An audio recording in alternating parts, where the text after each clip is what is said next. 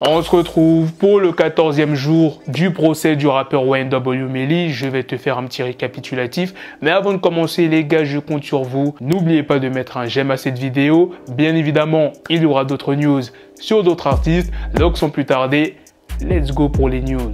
Ninho annonce la sortie de Banks to Banks 8. Un projet commun est en préparation entre les deux artistes Lil TJay et Polo G. Les enfants scolarisés, élevés par des couples d'hommes ou de femmes, pourront indiquer qu'ils ont deux papas ou deux mamans dès la rentrée prochaine. Le gouvernement réfléchit à une réduction des vacances scolaires et à un allongement des journées pour les élèves. 43% des jeunes Français de 18 à 25 ans n'ont connu aucun partenaire sexuel l'année dernière. J.R. Outlaw a créé un tatouage gigantesque à l'effigie du défunt rappeur Takeoff du groupe Migos. Une réalisation qui lui a valu une place dans le livre Guinness des records pour le plus grand tatouage du monde. Outlaw a décidé de rendre hommage à Takeoff, personnage influent dans la ville et la culture d'Atlanta. Ce projet grandiose n'a pas été simple à mettre en œuvre. Il a fallu à Outlaw et son équipe chez Iron Palm Tattoos and Body Piercing plusieurs essais pour trouver une grande peau en silicone synthétique sans défaut, déchirure ou bulle. L'œuvre représentant Takeoff a été réalisée dans des teintes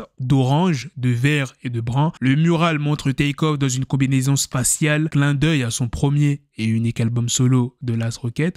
Pour réaliser ce mural, Outlaw a utilisé des machines à tatouer standard achetées sur Amazon. Le travail a duré plus de 2 mois. Quant à l'avenir de cette pièce d'art record, Outlaw espère pouvoir la présenter dans une galerie d'art. Pour l'instant, les fans peuvent l'admirer dans le salon de tatouage d'Atlanta. Une découverte choquante a été faite chez une femme de 73 ans. Des dizaines de cadavres d'animaux et de nombreux animaux maltraités ont été découverts à son domicile. Imaginez la scène. Les gendarmes, les vétérinaires et les membres des services de protection animale font une descente dans une maison après un signalement. Ce qu'ils découvrent est terrifiant. Des dizaines de cadavres d'animaux et de nombreux animaux maltraités.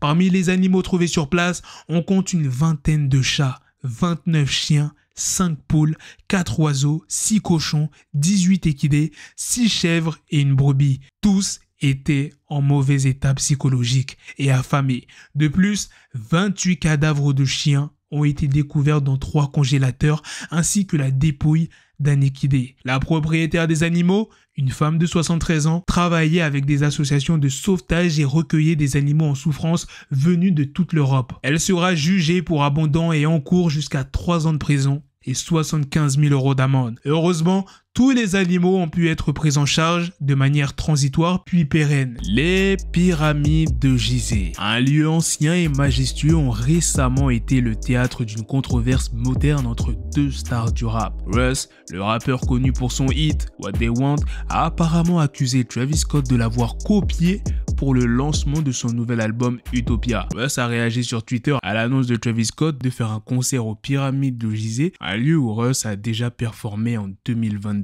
De nombreux fans ont soutenu Russ, affirmant qu'il avait été le premier à le faire. Russ a également fait remarquer que le prix de 12 $ pour le vinyle de son prochain album Santiago est le même que celui du CD d'Utopia sur le site de Travis Scott. Russ a également annoncé qu'il organisera une soirée d'écoute pour Santiago dans le désert californien le mois prochain, un événement qui ressemble beaucoup à la première de l'album de Travis aux pyramides, bien qu'il soit probable que Russ ait commencé à planifier cet événement il y a plusieurs mois. Alors que nous attendons tous avec impatience la sortie de son nouvel album Utopia, une rumeur circule selon laquelle Travis Scott aurait collaboré avec A24, la célèbre maison de production cinématographique, pour un film qui accompagnerait la sortie de l'album. A24, connu pour ses films audacieux et novateurs, semble être le partenaire idéal pour Travis Scott, dont la musique et l'esthétique visuelle ont toujours défié les conventions. Mais alors que nous attendons avec impatience cette collaboration épique, il semble que le projet soit en limbo, un terme anglais signifiant en suspens. Travis refuse apparemment de donner son feu vert pour la sortie du film. Ruby Nicara, une figure montante des réseaux sociaux, a récemment fait une révélation troublante. Elle pense avoir vendu son âme pour atteindre la célébrité. Avec plus de 415 000 abonnés sur Instagram, Ruby Nicara a réussi à réaliser son rêve, devenir célèbre Mais à quel prix? Ruby a toujours été transportée sur ses intentions, elle a même partagé des vidéos où elle invoquait une force surnaturelle pour obtenir de l'inspiration et atteindre la célébrité. Dans une récente interview avec Sam Zira, Ruby a été interrogée sur cette fameuse vidéo. Elle a admis avoir fait un peu de sorcellerie elle-même. Elle a déclaré: d'une part, je pense que j'ai un peu vendu mon âme. Quand on lui a demandé si elle l'avait vendue au diable, elle a répondu: peut-être. Ruby a également parlé d'une sorte de possession lorsqu'elle écrit ses chansons. Elle parle d'un alter ego du nom de Raka qui prendrait sa place, notamment lorsqu'elle se retrouve sur le plateau de TPMP. Malgré ces révélations troublantes, Ruby reste une figure populaire soutenue par son père avec qui elle entretient une relation très fusionnelle. Elle est fière de son alter ego qui, selon elle, lui a permis de percer. Playboi Carti, une figure incontournable du rap, a récemment laissé quelqu'un de ses fans inquiets après une rencontre inattendue dans les rues de Londres suite au festival Wireless. L'interaction, qualifiée de effrayante, a eu lieu après la performance tumultueuse de Carti en tête d'affiche du festival annuel britannique le vendredi soir. Une vidéo de ce moment montre l'un des fans visiblement mal à l'aise et reculant avant que Carti ne le tire vers lui pour un câlin. Quand un autre fan lui demande comment il va, tout en enregistrant une vidéo, Carti se contente de fixer la caméra avec des lentilles de contact teintées de rouge dans les yeux. Effrayant, dit le fan qui était en train de filmer, alors que Carti, qui montait dans une voiture, s'éloigne. Malgré ces rencontres inquiétantes, la performance de Playboi Carti a été l'un des temps forts du festival Wireless de cette année, qui a également accueilli des performances de l'Elusiver, Travis Scott, 50 Cent, Gloria et d'autres. Le 14e jour du procès très médiatisé du rappeur américain YNW Melly a été marqué par une interruption inattendue. L'un des avocats de la défense, tombé malade pendant la pause déjeuner, a été incapable de continuer, ce qui a entraîné la suspension prématurée des débats pour la semaine. La prochaine audience est prévue pour lundi prochain. Avant cette interruption, la journée avait été dominée par la révélation de messages troublants échangés entre YNW Melly et sa mère. Le contenu de ces messages, dans lesquels Melly insulte sa mère, a clairement déplu au jury.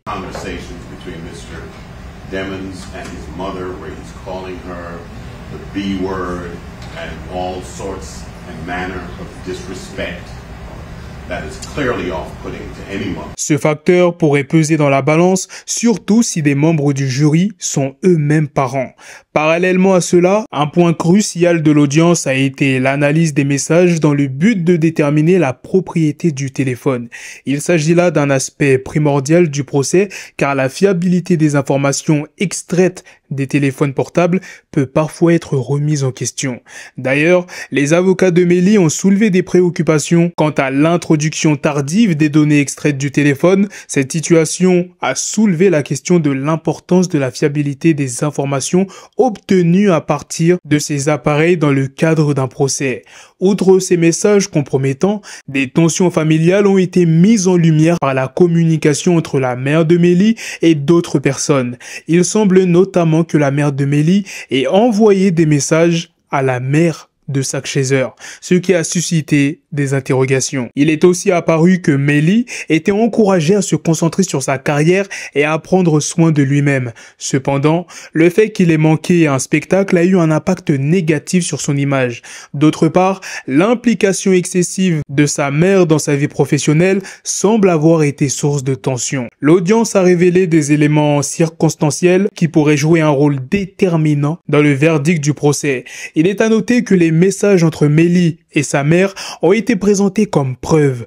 De plus, le podomètre a été utilisé pour montrer le nombre de pas que Melly a effectué pendant la période concernée par l'enquête. Cette journée a donc apporté de nombreux éléments à la fois sur le plan juridique et personnel qui pourront influencer l'issue du procès de YNW Melly. Il y a 2 ans, en décembre 2021, Fujano, l'artiste signé par Gucci Mane, était arrêté pour des accusations fédérales relatives aux armes à feu.